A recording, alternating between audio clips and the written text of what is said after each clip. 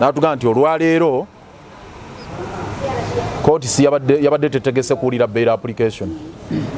Olwaleero kkooti yabadde ekoze kye bayita mention, kyekyo kanso kale bwalaka kyanyonyodde mention. Naga kati katuwa olunaku ti olunaku lwatuwadde lwa 13, 14 ne 15 olw'ensonga nti mu wiiki esooka eya February waliyo judges conference. Mu bulumi obw'ekitalo nga tetulina kyakukola ne tuba nga emikono gyaffe emisibe mu lufutufuli kye bagamba our hands are tied.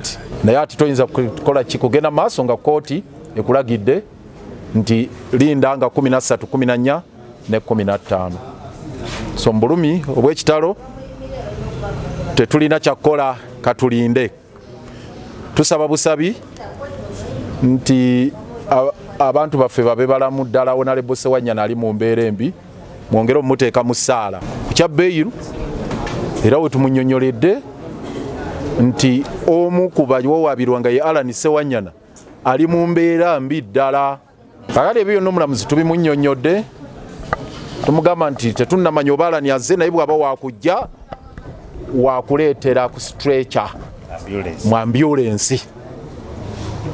Ate si ambulance naye ambulance esobola okukuuma obulamu bwe olugendo oluwanvu olw'e Masaka. Omulamuzi bw'abiwulidde ebyo n'agamba nti kale ndagidde Allan Ssewanyana Rosias afune gye bayita specialized treatment, okujjanjaba okwenjawulo okusukka ku bujjanjabi obuli ekigo, ku bujjanjabi obuli eruzira n'obujjanjabi obuli emulago.